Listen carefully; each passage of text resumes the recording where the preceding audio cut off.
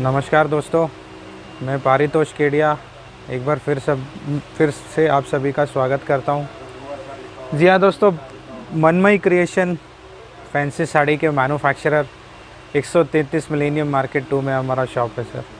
तो अगर आप देख रहे होंगे जैसे ये पूरा सब स्टॉक एरिया, ये मेरी फेवरेट जगह।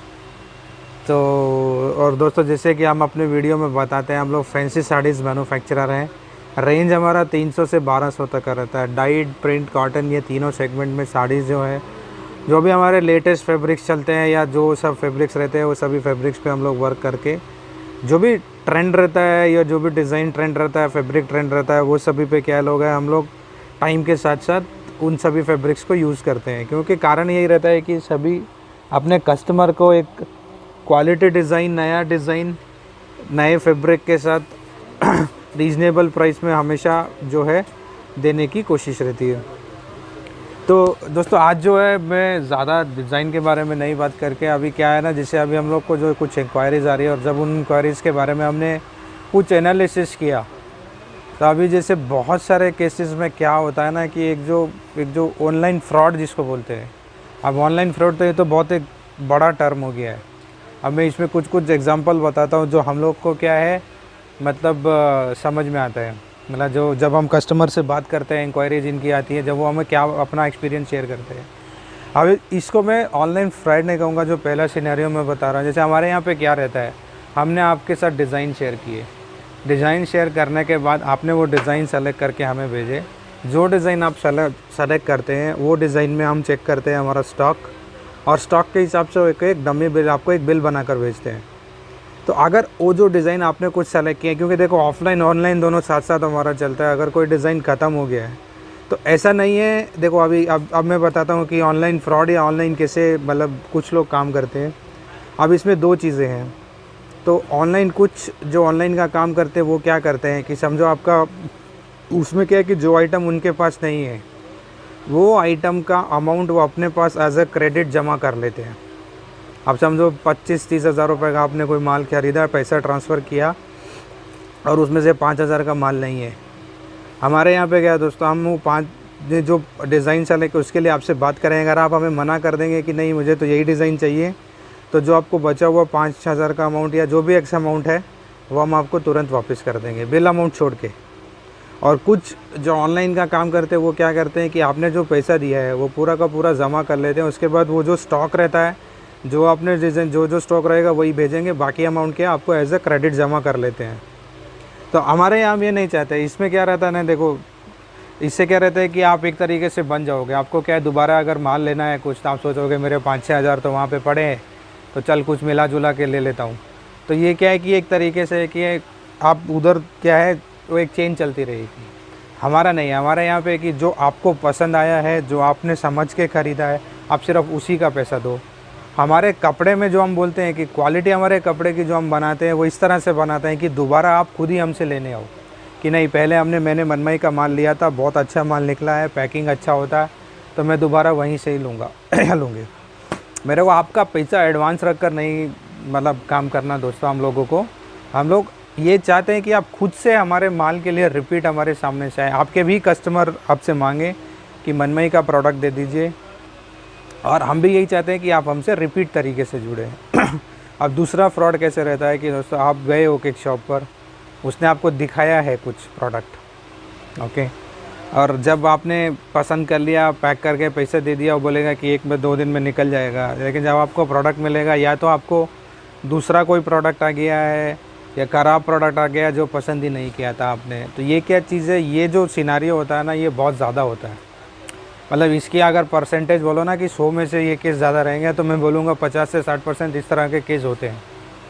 तो इस केस में आप क्या कर सकते हो ना दोस्तों, आपने जो डिज़ाइन सेलेक्ट किया है, अब वो डिज़ाइन का फ़ोटो खींच लीजिए।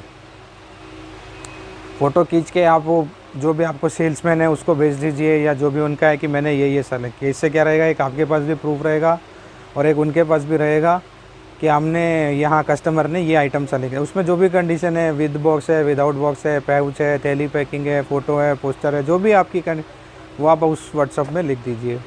और कुछ इससे क्या रहेगा कि आप सेफ़ रहेंगे। रेट के साथ भेजिए, कोई दिक्कत नहीं है, ताकि कल को अगर रेट ऊपर नीचे लग के आए तो आप बोल सकते हो नहीं आपने मुझे ये रेट बोला था। देखो करने वाला इसमें भी कर सकता है, ठीक है, लेकिन कम से कम एक ये आपके पास ये तो रहेगा ना कि हाँ मैंने तो तुमको ये बोला था करने के लिए, तुमने गलत किया है, ठीक है। और क्या रहता है ना, जब आप परचेजिंग के लिए आते हैं उसमें क्या रहता है ना, अभी आप मानो समझो अपना दुकान उधर से छोड़ के आए हैं, दुकान उधर बंद करके आता है कोई 2 दिन 3 दिन अपना प्लान करके, तो आप लोगों के भी दिमाग में एक प्रेशर रहता है कि मुझे जल्दी से जल्दी ज़्यादा से ज़्यादा ख़रीदारी करके वापस जाके अपना दुकान खोलना है। लाजमी बात है, कोई गलत नहीं है उसमें। तो उससे क्या रहता है, आपके ऊपर भी एक प्रेशर रहता है, आप भी जल्दी में रहते हैं और वो जल्दी कभी कभी क्या है कि नुकसान कर देती है। तो आप ऐसे फ़ोटो खींच के रखेंगे तो उसके बाद क्या रहेगा, बाद में कहीं और भी जाएंगे तो ये रहेगा कि नहीं ये तो मैंने ले लिया, ये माल नहीं चाहिए अभी, या कुछ गलत आया तो आप बोल सकते हैं देखो मैंने तुमको ये वजह था, तुमने गलत दिया है। तो इससे क्या है कि आपकी श्योरिटी के लिए बहुत अच्छा है। और दूसरा क्या है दोस्तों, एक चीज़ का ध्यान रखिए, जो मैं बोल रहा हूँ फ़ोटो खींचने का, आप अगर इसको आदत ही बना लीजिए कि आपको फ़ोटो खींचना है। और अगर कोई आपको मना करता है ना फ़ोटो खींचने के लिए, तो कहीं ना कहीं देखो मैं ये मानता हूँ कि अगर वो कुछ भी कारण से आपको बोले नहीं नहीं फ़ोटो नहीं खींचना है, तो कहीं ना कहीं ऐसा हो सकता है कि वो शायद कुछ गलत करेगा। देखो अगर आपको फ़ोटो नहीं खींचने दे रहा, आपने पैसे दे दिया, माल आपके पास आ गया और 5-7 दिन में माल के आपके हाथ में आएगा, फिर चाहे आप उसका फ़ोटो खींचो, चाहे आपका उसका कुछ भी तरीके से उस प्रोडक्ट को यूज़ करो, वो आपके ऊपर है। तो एक बार आपकी साड़ी में माल कोई बिकने के लिए आ गया है तो उसका फ़ोटो तो देना ही चाहिए दुकानदार को। तो ये भी चीज़ एक ध्यान में रखिए। और दूसरा क्या है ना, जैसे हमेशा से हम बोलते आए हैं, सूरत आए हैं तो किसी भी दलाल के चक्कर में मत पड़े जब आप स्टेशन पे उतरे या कहीं पे भी जाएं, क्योंकि यहाँ पर हो सकता है कि वो बैठे रहेंगे किसी के लिए और आपको वहाँ पे ले जाने की कोशिश। आप अपना स्टडी करके आइए यहाँ पे, मतलब आप पूरा देख लीजिए ऑनलाइन जो बेचते हैं, किसका प्रोडक्ट आपको ठीक लग रहा है, 5-7 घर आप सेलेक्ट कीजिए, वो घरों में विज़िट कीजिए, कपड़ा देखिए और एक बार कपड़ा देखने के बाद तसल्ली कीजिए, फिर शांति से बैठकर अपना थोड़ा समय निकालिए, सोचिए और फिर कपड़ा ख़रीदिए।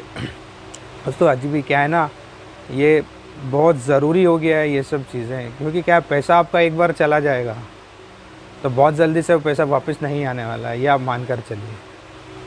तो मेरे जो आज दिमाग में ये कुछ बहुत ज़्यादा, तो मैंने ऐसा नहीं कहा कि मैंने बहुत ज़्यादा बोला है, बट ये कुछ 3-4 ऐसे पॉइंट थे जो आप जब यहाँ पर आए हैं कपड़ा ख़रीदने के लिए, विचार कर रहे हैं आने के लिए, तो आप अपने दिमाग में रख सकते हैं। इससे क्या है देखो, धोखाधड़ी मैं ये नहीं कहता पूरी तरह से मिट जाएगी, बट कम से कम क्या रहेगा कि आपको ये भी तसल्ली रहेगी कि हाँ मैंने जो ख़रीदा है एक अच्छा ख़रीदा है, अपनी तसल्ली से ख़रीदा है और मेरे साथ गलत नहीं हुआ है। ये बहुत बड़ा तसल्ली का फैक्टर होता है दोस्तों।